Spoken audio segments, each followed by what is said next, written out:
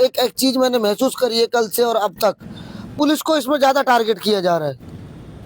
Police को ज़्यादा target किया जा रहा है, बल्कि काम एडमिनिस्ट्रेशन का होता है ज़्यादातर ध्यान रखना। रिको कहाँ है, पॉल्यूशन बोर्ड वाले कहाँ हैं, बॉयलर इंस्पेक्टर बॉयलर वाले कहाँ हैं, और जो अलग डिपार्टमेंट है लेबर डिपार्टमेंट कहाँ है, उनको क्यों नहीं दोषी बनाया जा रहा? तो कहीं ऐसा तो नहीं कोई जांच में और दोषियों को सजा देने में कोई भेदभाव हो रहा हो, कोई एक दूसरे की रड़क निकालने में लग रहा हो? एडमिनिस्ट्रेशन वाले, कल जनाब तहसीलदार जी ने हमारे जैसे जनसेवक को भी धमकियाँ दी, और वो धमकियाँ नहीं, वो अपनी काम में भी पहुँचा है। कल मेरे गांव में गया है मकानों को देखने, क्या कर सकता है क्या नहीं कर सकता। मतलब यहाँ डेड बॉडियाँ पड़ी है और उस आदमी को मेरा बल निकालने की लगी हुई है। जो एक खेल का मैदान बना रखा है बच्चों को खेलने के लिए, हम भी कभी कभी खेलते हैं, उसमें कोई और एक्टिविटी थोड़ी है, मेरे खुद के खेत है, उनको तोड़ने तक की बात कही है तहसीलदार ने। तो ये बिल्कुल बेबुनियाद बातें चल रही हैं। देखो, कल से ही परिजन मुझे लगातार मेरे संपर्क में है। मैं कल कहीं बाहर चला गया था किसी काम से, रात को मैं आया हूँ। सुबह से आज हमारा रमज़ान का पहला दिन है, तो काफ़ी सारे काम करने होते हैं, लेकिन परिजनों के फ़ोन आ रहे थे, बेचारों ने कहीं से नंबर लिए हमारे। तो जो परिजनों की, उनके परिवार वालों की, रिश्तेदारों की जो हालत है वो बहुत मतलब बहुत दया आ रही है उनको देखकर। सरकार ने 3-3 लाख रुपए देने के लिए बोला है, ना वो मुआवजे की राशि से संतुष्ट है, ना और चीज़ों से संतुष्ट है, जांच से भी वो लोग संतुष्ट नहीं है। उनका कहना है कि हमें गारमेंट की फैक्ट्री में काम करने के लिए लेके आए थे, फिर गेट बंद कर दिया जाता था, हम अपने बच्चों को मरने के लिए क्यों भेजते? तो यहाँ उनके छोटे छोटे बच्चे भी आए हुए हैं, और जो घायल हुए थे वो भी आए हुए हैं। तो अभी देखो, उनसे मैं मिलने आया हूँ, उनकी सारी बातें सुनी है मैंने। तो आगे क्या रणनीति है? जैसे कांग्रेस कमेटी की तरफ से जिले भर में ज्ञापन भी सौंपा गया था, इसके बाद अब क्या रणनीति? देखो, कांग्रेस कमेटी की तरफ से पूरे अलवर जिले में भी और तिजारा खैरतल में भी ज्ञापन दिए थे अलग अलग। हमारी पहली मांग है कि इनको मुआवजा राशि बढ़ा दी जाए।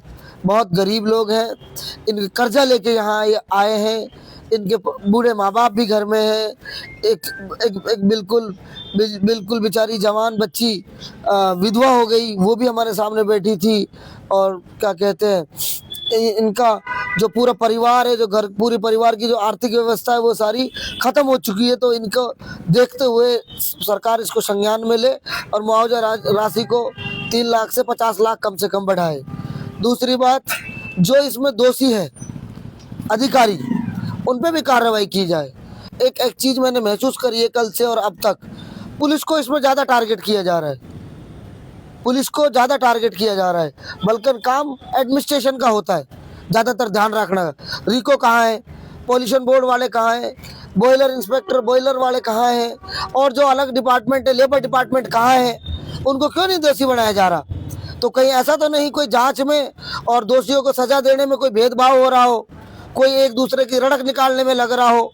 एडमिनिस्ट्रेशन वाले, कल जनाब तहसीलदार जी ने हमारे जैसे जनसेवक को भी धमकियाँ दी, और वो धमकियाँ नहीं, वो अपनी काम में भी पहुँचा है।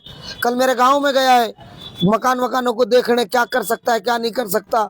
मतलब यहाँ डेड बॉडियाँ पड़ी है और उस आदमी को मेरा बल निकालने की लगी हुई है। जो एक खेल का मैदान बना रखा है बच्चों को खेलने के लिए, हम भी कभी कभी खेलते हैं, उसमें कोई और एक्टिविटी थोड़ी है, मेरे खुद के खेत है, उनको तोड़ने तक की बात कही है तहसीलदार ने। तो ये बिल्कुल बेबुनियाद बातें चल रही हैं। बीडा में जाना, बीडा के कार्य उसमें जाके इनका हस्तक्षेप करना, ये भी गलत है। सरकार ने 7 दिन में जो सारी कंपनियां थी उनकी जांच करने की बात कही थी, लेकिन जो अधिकारी उन तीनों में जांच कर रहे हैं तो वही अधिकारी हैं जिनकी पहले जिम्मेदारी थी।